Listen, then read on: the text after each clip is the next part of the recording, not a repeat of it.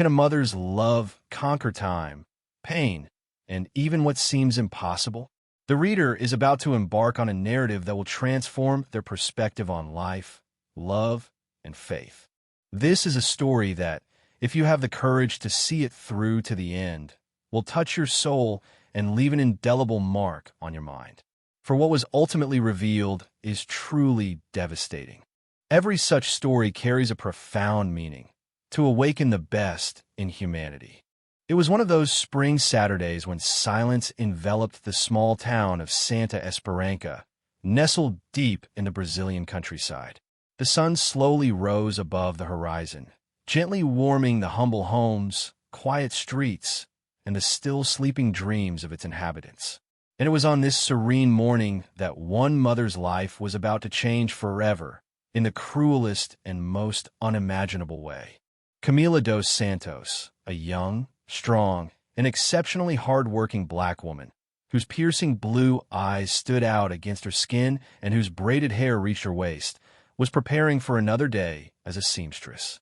She was a single mother raising two charming daughters, Amora and Era. The 10-year-old identical twins had dark, radiant skin and the same deep, sky-blue eyes as their mother. They were intelligent, cheerful, and incredibly close-knit girls. Where one appeared, the other was sure to follow. On that fateful Saturday, Camila was running a little late, getting ready to take her daughters to the local public school. Relying on the town's usual safety and tranquility, she allowed them to walk alone along the dirt path to the nearest corner, less than 300 meters from their home. That was the last time she saw her daughters. Just a few minutes later, a neighbor rushed to her, agitated, reporting that he had seen a dark car parked near a vacant lot. As he approached, he noticed strange movements and heard a piercing scream. When he ran to the scene, no one was there, only two backpacks lying on the ground. They were Amora and Era's backpacks. Time seemed to stand still on that tragic day. Camila, in despair, frantically ran around, screaming, searching, calling out, begging for help. The police were called. Scent tracking dogs arrived. Thorough searches were conducted in the dense thickets. A helicopter took to the air. Posters with the girls' photos were put up all over town. The story appeared in local newspapers and then on national television, but no significant leads were ever found. The girls seemed to have vanished in a thin air, disappearing from the world without a trace. For the first few months, Camila completely lost her appetite. She stopped sleeping. She simply cried incessantly. She would sit on the floor in her daughter's room, gazing at their dolls, unfinished drawings, and the clothes she had neatly folded. "They'll come back. I feel they'll come back." She repeated this phrase like a mantra every day for many years. But the years passed relentlessly. 1, 2, 5, 10, 15, 20, 25 years. Time mercilessly stole Camila's youth. Her hair first darkened, then turned gray. Her hands became covered with deep wrinkles. But one thing remained unchanged, the inextinguishable hope in this mother's blue eyes. She never moved from her home. She never touched her daughter's rooms, keeping them pristine. She never stopped carefully watching every child on the street. What if it was one of them? Camila refused to believe they were dead, because deep down, something told her they were alive. But where, with whom, and why? Then, something completely unexpected happened, breaking the silence of many years. It was an ordinary evening. Camila, who was 55 by then, was using an old mobile phone given to her by the local church. She didn't even know how to use it properly, having only mastered basic functions. But with the help of neighbors, she learned to use a short video app to watch sermons, messages of hope, and gospel music videos. And that evening, as she scrolled up her feed, a video appeared on the screen. In the video, a young woman smiled radiantly at the camera. She was in a square in an exclusive neighborhood of Sao Paulo. It was a simple video, but it was filled with light and a special energy. The young woman said, "If you're watching this video, perhaps it's because something inside you needs healing. And what I'm about to say now, maybe it's not just for you. Maybe it's for me too." Camila pressed pause. Something in that voice deeply moved her. Then, in the next frame, the camera turned and a second young woman appeared, also smiling. Both were identical black twins with crystal blue eyes. Camila dropped the phone. Her heart almost stopped from shock. "It's them," she murmured, trembling, unable to breathe. She picked up the phone from the floor with trembling hands. She replayed the video more than 20 times, trying to confirm the reality of what was happening. She took screenshots. She tried to read the profile name, but it was a strange handle, Duas Luminaris.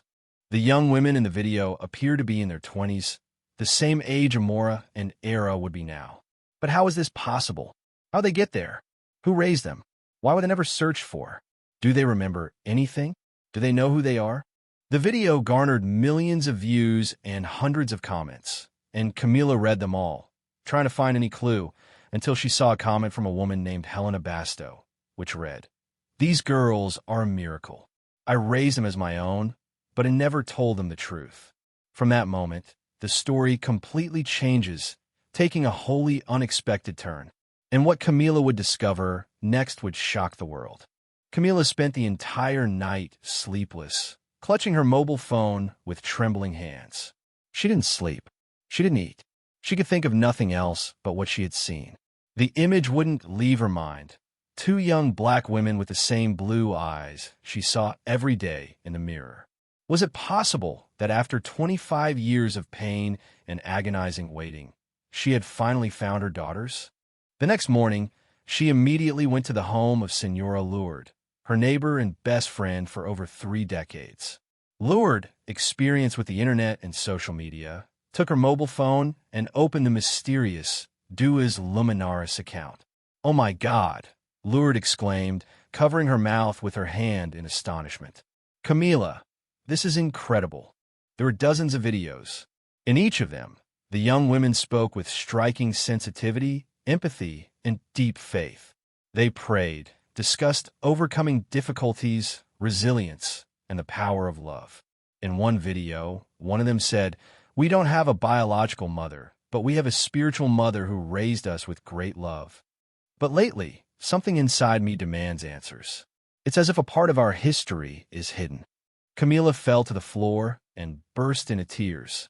The cry that erupted from her soul was the cry of a mother who had waited a quarter of a century to hear exactly that. They feel it. They feel that I am alive, that I exist.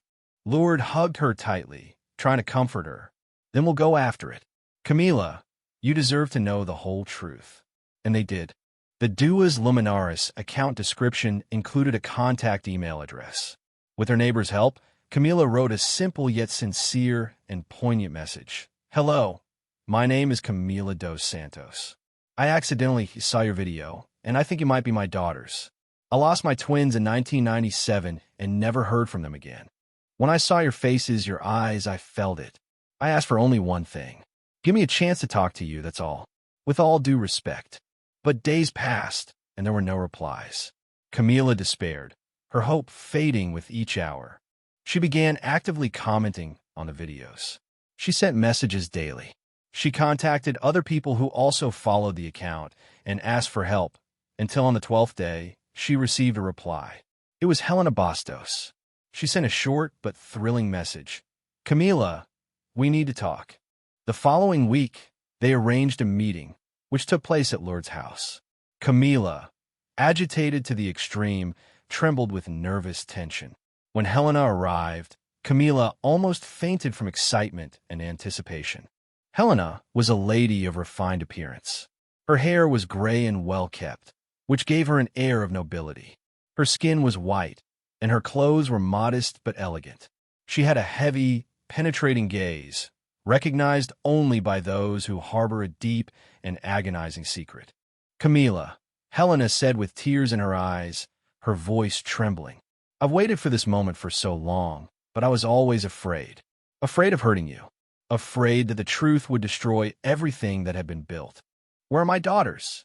Camila asked directly and bluntly, her voice full of despair and determination. "Why did you keep them? How did this happen?" Helena took a deep breath, composing herself. She sat down and began to tell the truth, a truth Camila could never have imagined. In 1997, Helena was married to an influential politician. They lived in Sao Paulo, but also owned property in the countryside. She had always passionately desired to have children, but unfortunately, she couldn't conceive. After several unsuccessful adoption attempts, she and her husband turned to dubious contacts, to an underground scheme of illegal adoptions, desperately seeking to start a family. One day, a man came to us, Helena began. He said he had two beautiful black girls who were supposedly abandoned by a drug-addicted mother. He assured me they were healthy, but no one wanted to adopt them because of their skin color. I agreed and paid for them. Camila clenched her fists, her face contorted with anger and pain. I never used drugs. I was a caring mother. I never abandoned my daughters, she whispered, each word filled with righteous indignation. Helena lowered her head, acknowledging her guilt. I know that now, but back then I believed what they said. And what kept me awake at night was the thought that at least they were loved. And they truly were loved. Camila, I swear, I raised them with all the love I was capable of. They grew up having everything, an excellent education, good health, boundless affection. But I could never shake the nagging fear that one day the truth would come out. And now it has. Camila, immersed in silent sobs, experienced a storm of conflicting emotions, burning anger, deep pain, and at the same time, a certain relief that the veil of mystery had finally lifted. Through her tears, she asked, "Do you know the name of the person who gave you my daughters?" Helena shook her head negatively. "No, he disappeared without a trace many years ago, but I kept a note. He gave it to me along with the girls. I never understood its meaning until today." With these words, Helena pulled a yellowed scrap of old paper from her bag and handed it to Camila. On it was a single handwritten phrase. "If the truth ever comes out, remember this was done to protect you." Camila felt a piercing chill. These words were both all-encompassing and utterly meaningless. "Do they know?" Camila asked in a choked voice. "Do they know they are not your biological daughters?" Helena slowly shook her head. "I tried to tell them many times, but I always lacked the courage, until recently. They themselves started to feel it. They said something was wrong, that something was missing, as if an inner voice was calling them. And then this video appeared. I knew it was only a matter of time until everything was revealed. I need to see them," Camila said firmly, almost demandingly. "They must know the truth." Helena hesitated for a moment, her face showing an inner struggle. "I will arrange a meeting, but please don't tell them everything at once. Don't hurt them. I beg you." Camila nodded, tears streaming down her cheeks.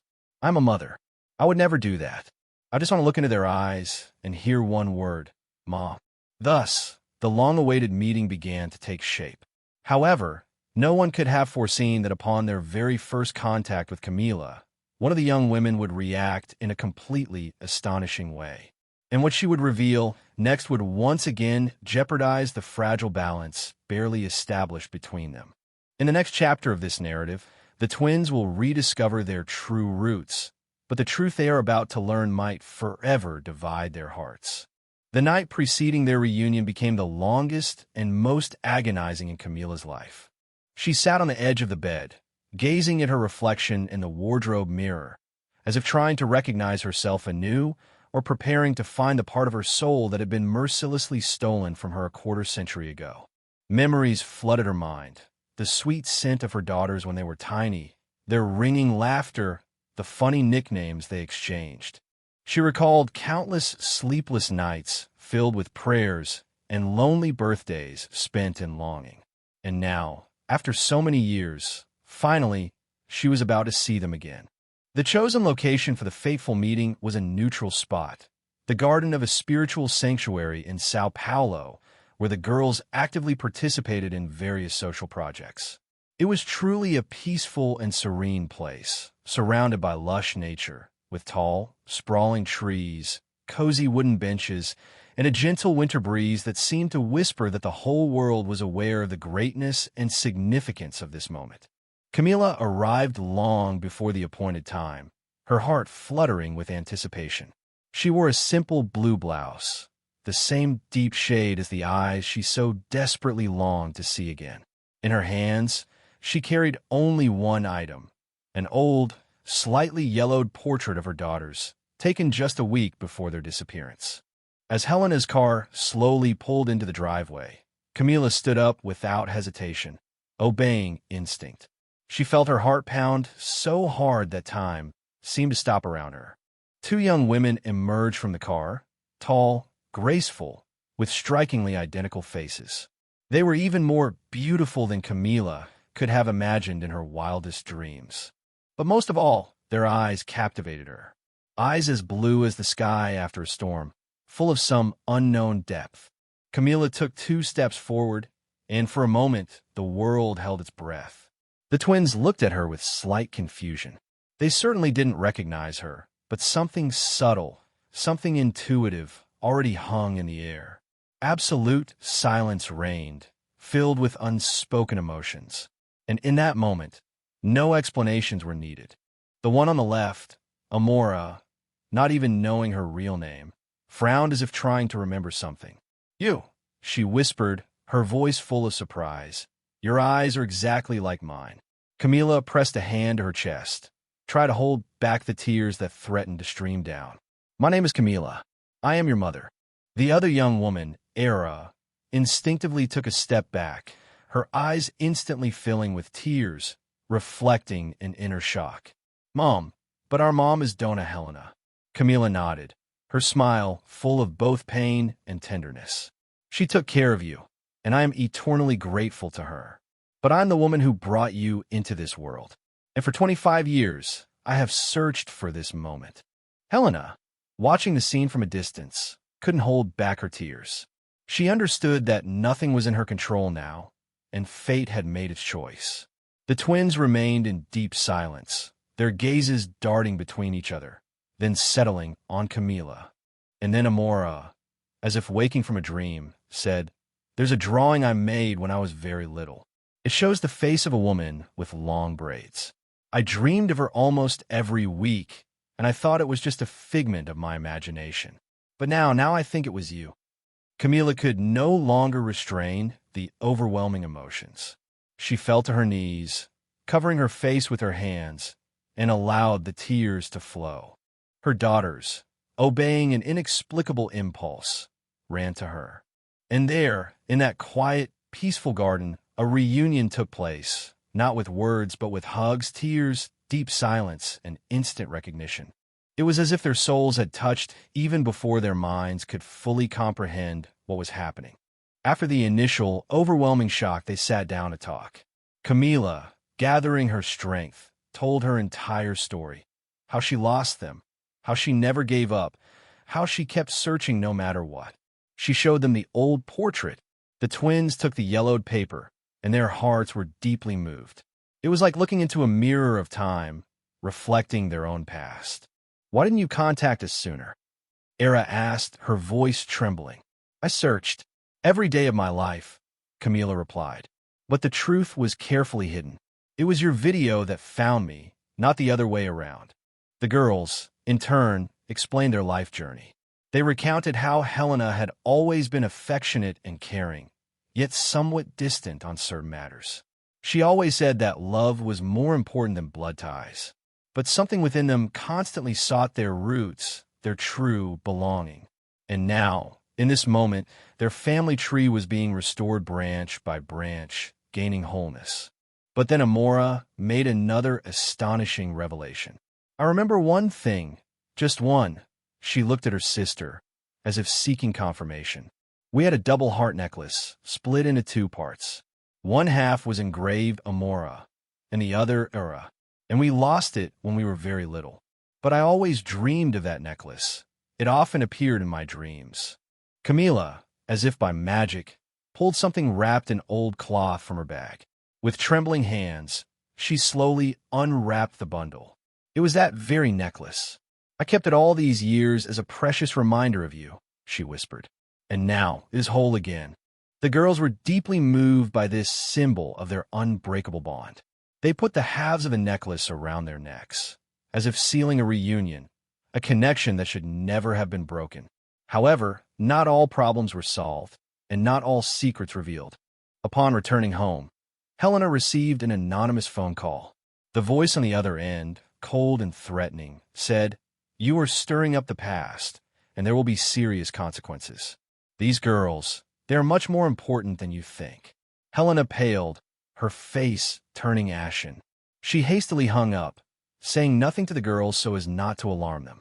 The next day, Camila, full of determination, went to the police station to reopen the missing persons case for her daughters. But, strangely, the investigator informed her that all materials related to the 1997 disappearance had been lost in an archive fire several years ago. Camila was in shock, bewildered. "What do you mean? All the documents?" she exclaimed. "There are no records, Miss Camila. Not even the children's names. Not even the police report. It's as if they never disappeared."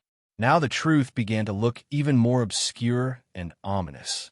Who was the person who handed the girls to Helena? Who was so interested in covering up tracks and destroying evidence? And why was someone calling, threatening the woman who raised them? Could this case be something much bigger than a simple kidnapping? In the next part, the story delves into new mysteries, shocking revelations, and real dangers awaiting the protagonists. After the long-awaited reunion with her daughters, Camila could no longer sleep peacefully. No matter how warm the girls' hugs were, comforting her tormented soul, something felt deeply wrong beneath it all. The vanished police files, the ominous anonymous call, and that mysterious note. This was done to protect them. But what or who needed protection? Camila, like an experienced detective, began methodically digging into the past, striving to uncover the truth. She returned to the 1997 search sites, visiting former neighbors, former police officers, and volunteers who had once helped in the search. And it was during these inquiries that she re-encountered Mr. Arindo, an elderly man who had been a town driver at the time and actively participated in the search operations. When Camila showed him a current photograph of her adult daughters, Arindo's eyes filled with tears, and he said, "I remember them perfectly, but there's one thing I never told you." Camila listened silently and attentively, anticipating something important. 2 days after their disappearance, Arindo continued. "A black armored car appeared in the forest. I saw it from a distance. The people inside seemed to be looking for something, but no police officer could explain their presence. When I asked, the man who got out of the car told me, 'You didn't see anything.'" Camila froze, her heart clenched. "I swore I wouldn't tell, but 25 years have passed, and now, perhaps, the truth must come out. That car had government plates. I think it belonged to someone in the government." This shocking revelation deeply disturbed Camila. She immediately rushed to Helena, wanting to know if her ex-husband, an influential politician at the time, had any connection to this sinister event. Helena hesitated, her face expressing a mixture of fear and uncertainty. "No, I don't know for sure," she replied. "But at that time, he traveled a lot and gave me very vague explanations for his absences. I know his name appeared in some mysterious files. After we separated, I heard rumors that he was funding illegal adoption agencies. Do you think your daughters were taken from me because of some conspiracy?" Helena lowered her head. Her shoulders slumped under the weight of the revealed truth. "I'm afraid so," she whispered. "And that's not all. There's something I never told you." With these words, Helena went to an old safe, hidden inside a suitcase that had been stored in the closet and unopened for over 20 years. From it, she retrieved a yellowed folder with old documents. It was a file containing shocking information about secret adoptions, the names of the children transferred, and payment records. Among them, to Camila's horror, were the names of the twins, Amora and Era. The transfer in 1997 for $200,000. Camila covered her mouth with her hands, her eyes wide with unbearable pain and disgust. "They sold my daughters like merchandise." "Yes," Helena confirmed, crying, "but I swear I didn't know the true state of affairs then. I thought I was saving abandoned children, giving them a home and love. But now I see that I unwittingly participated in something terrible, even if I didn't want to." Camila, though utterly devastated by this discovery, squeezed Helena's hands, expressing her gratitude for caring for her daughters. "Thank you for taking care of them," she said with new determination in her voice. "But now I need justice. and I will pursue it to the very end. The next day, Camila and Lourdes went to the public defender's office. With the help of a young but determined lawyer named Roberta Galvio, who was deeply moved when she saw the documents and heard this incredible story, the official investigation process began. "If this is true," Roberta said, her voice full of empathy and professional resolve, "you are going to face very powerful people, but I will be with you. We will reopen the case, demand justice, and find everyone involved in this crime." And they indeed took action. Meanwhile, Amora and Era were also experiencing a deep emotional crisis. On one hand, they were immensely happy to reunite with their biological mother, finding their true roots. On the other hand, they felt guilty seeing the suffering of Helena, the woman who raised them, loved them, and cared for them throughout their lives, even without revealing the whole truth. "I don't know what to think," Amora confessed, her voice sounding confused. "I love Camila. I feel she's a part of me, my blood. But Helena too.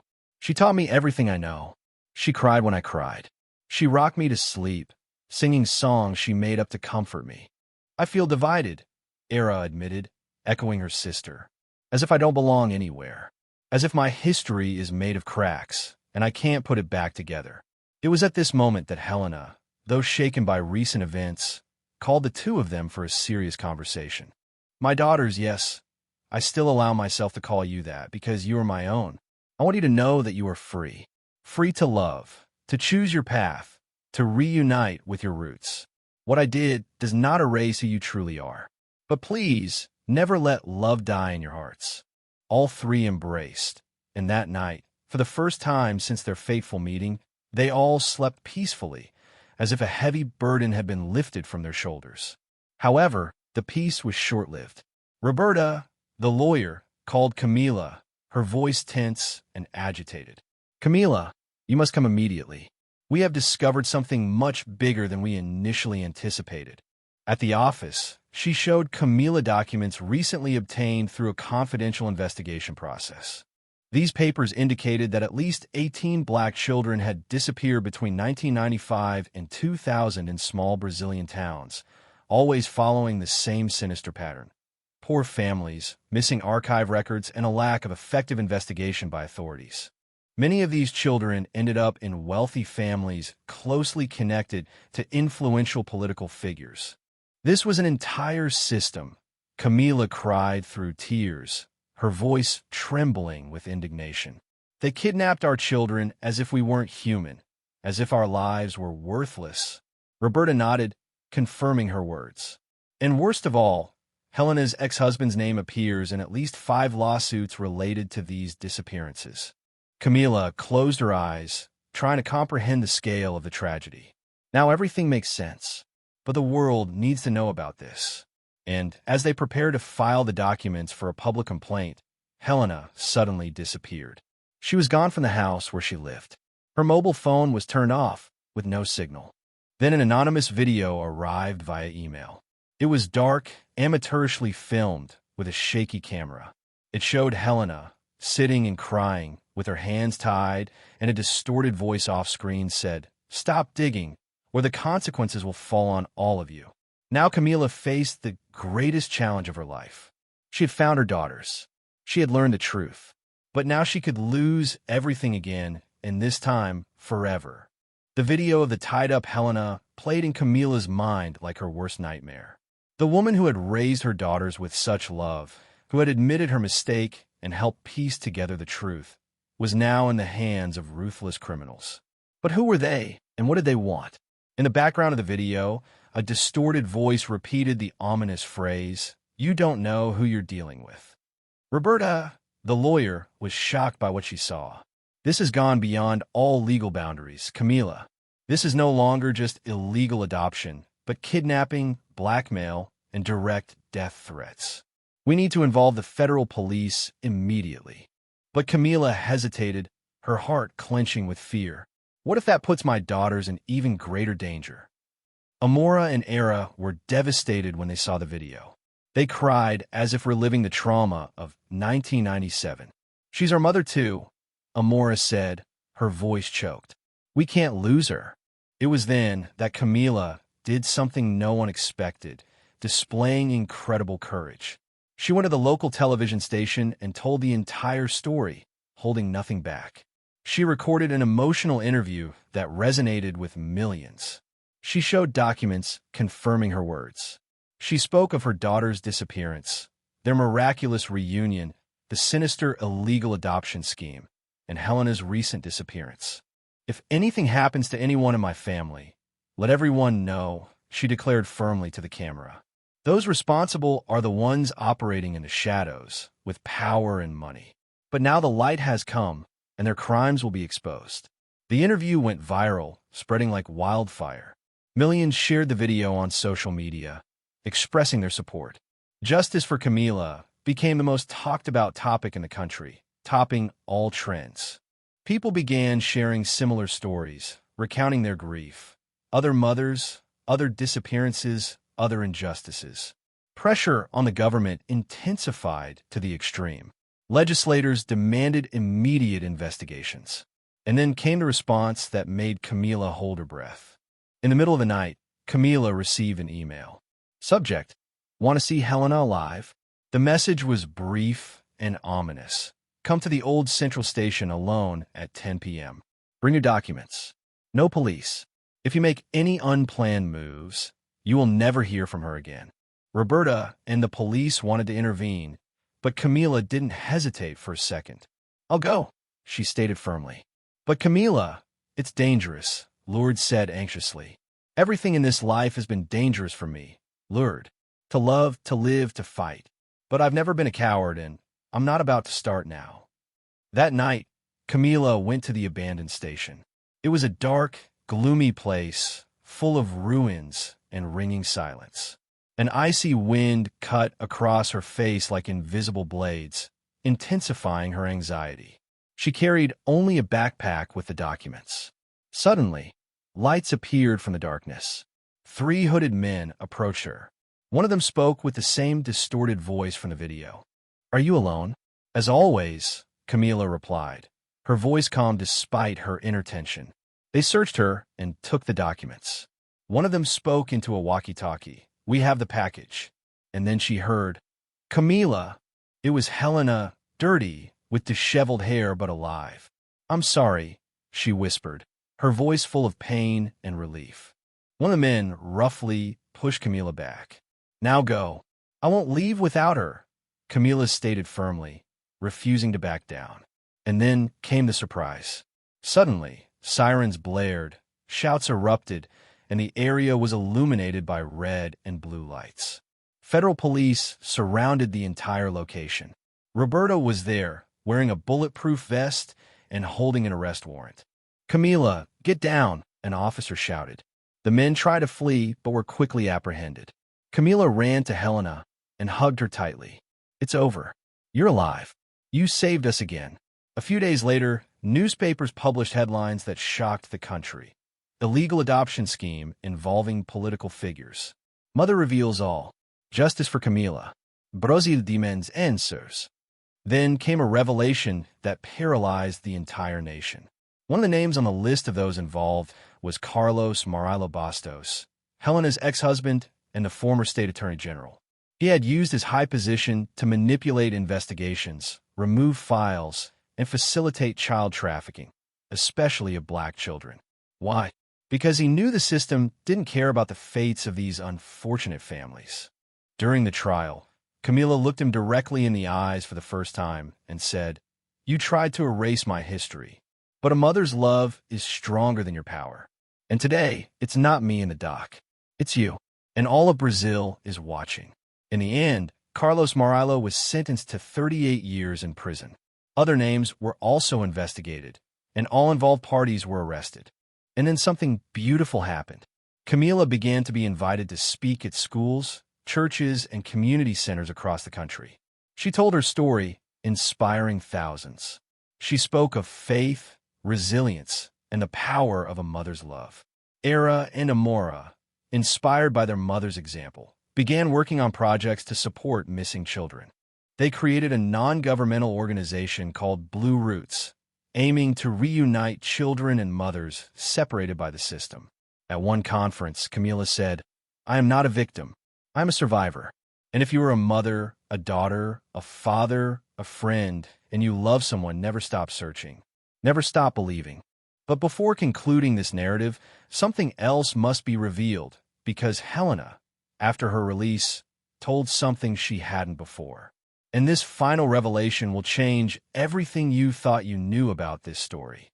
After Carlos Murillo's arrest and the official cessation of the criminal illegal adoption scheme, it seemed that peace had finally come for Camila, Amora, and Era.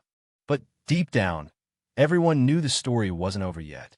Helena, still emotionally recovering from her ordeal, knew there was something she hadn't yet told, something she herself had kept deep in her heart, fearing the consequences.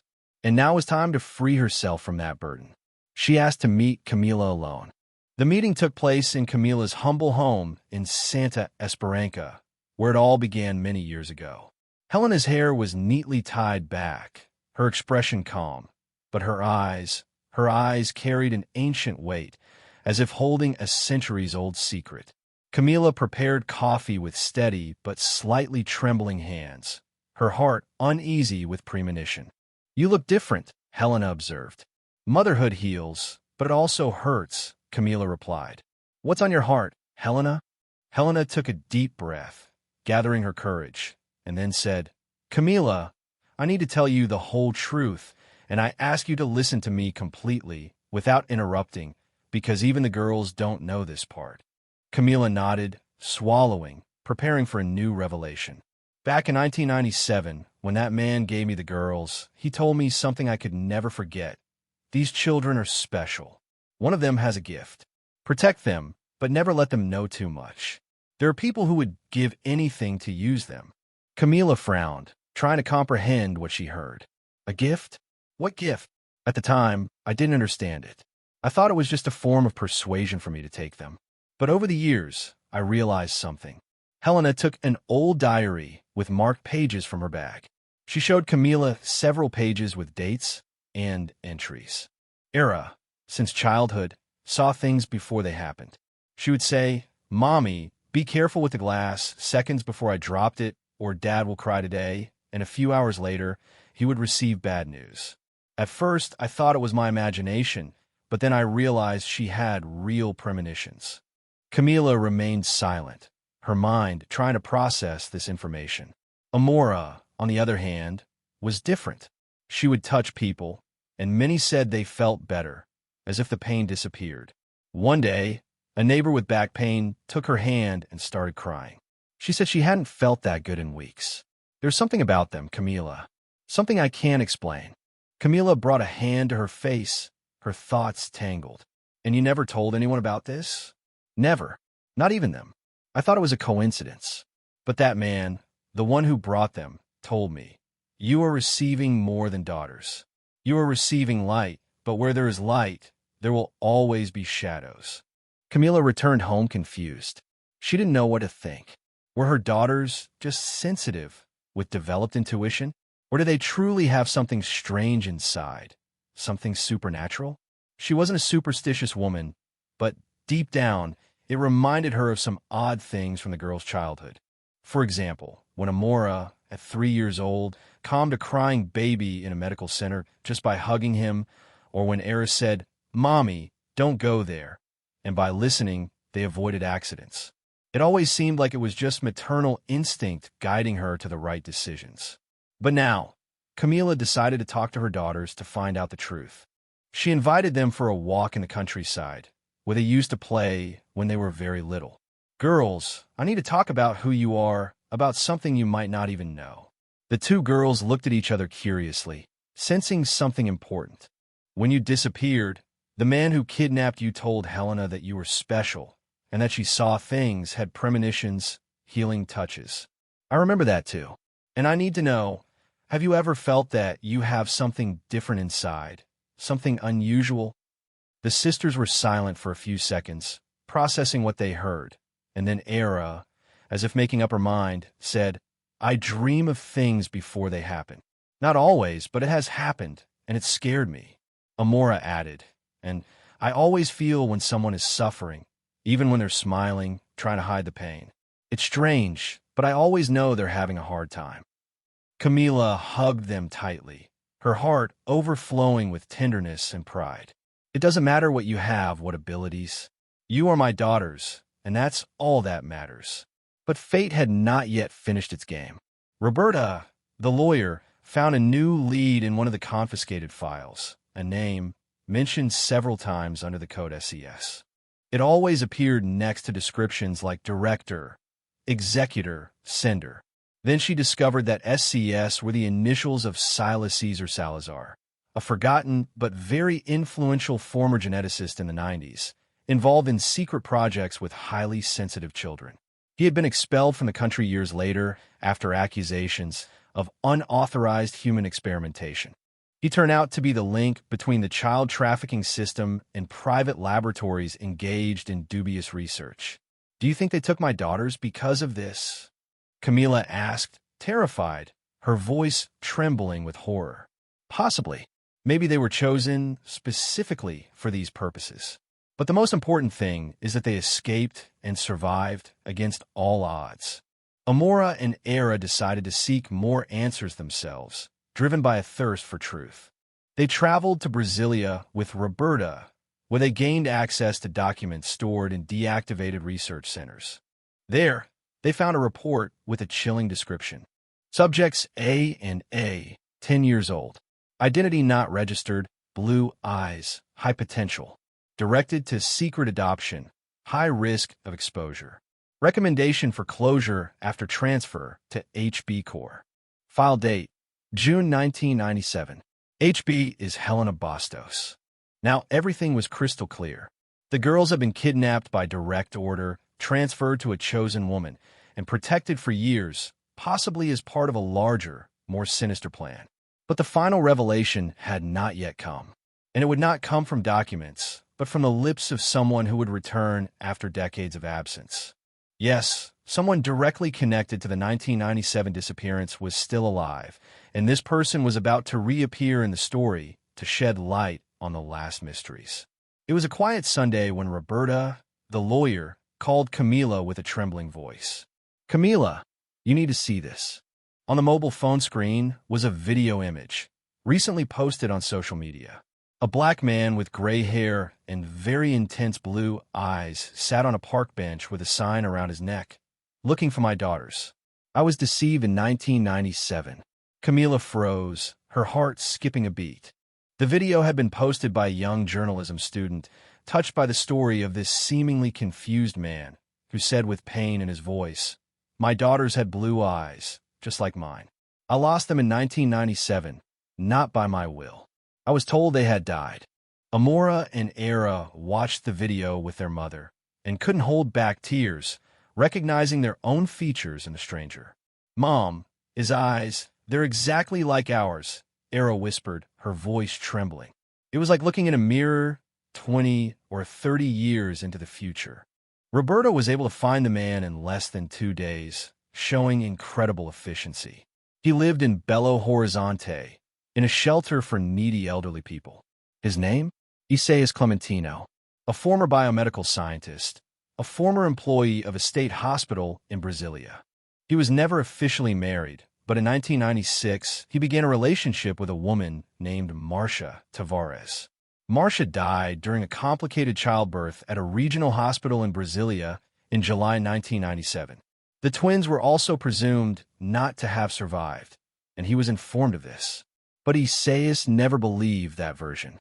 "They wouldn't let me see the bodies. They said they were deformed. They sedated me." The next day, they had already cleared everything, leaving no trace. He tried to sue the hospital, but was declared mentally unstable after persistently presenting impossible versions of events. Now everything was clear. Isaias was the girl's true biological father, and Marcia their mother, and the hospital was where it all began, where this monstrous deception was committed. Camila and her daughters immediately traveled to Belo Horizonte. When Isaias first saw Amora and Era, he fell to his knees, his eyes filled with tears of joy and relief. I knew you were alive," he whispered, his voice trembling with emotion. Amora ran to hug him tightly, as if making up for years of separation. Era, with tears in her eyes, gently touched his hand, feeling an invisible connection. "We missed you, even though we didn't know who you were," she said. Camila silently watched this touching scene, with a lump in her throat, experiencing a mix of joy from the truth found, relief from the approaching justice, and also the weight of doubt. She had raised these girls. She had given them love, a home, refuge, and an identity. Now, their biological father had appeared, a good man who had also suffered all these years. She hugged him with deep respect. "You were never replaced, but now you will be added to our family, becoming an integral part of it." Months later, the case of the blue-eyed twins appeared on the covers of leading magazines and was turned into a poignant documentary watched by millions. Isaias received compensation after the case was reopened, and the hospital's error was officially acknowledged, marking an important step towards justice. Camila was recognized as the legal adoptive mother with full rights, her status legally solidified. Isaias became a wonderful father after confirming DNA tests, but chose not to interfere with the daily lives of the girls, who remained living with Camila, respecting their choice. Helena, now retired, founded a non-governmental organization to receive abandoned children, dedicating herself to a noble cause. Carlos Marillo and all those involved in the criminal scheme received harsh sentences, setting an important precedent. Amora began studying physiotherapy and actively volunteered in clinics, helping people. Era started studying psychology, specializing in intuitive therapy, seeking to understand and help others. A year later, on the girl's 26th birthday, Isaias raised a toast that became a symbol of their story. "To my daughters, to the woman who raised them, to the truth that cannot be erased, and to hope. Because no matter how much the world tries to hide the light, it always finds a way to shine again." The story concluded with Isaias's poignant toast, symbolizing the triumph of love and truth.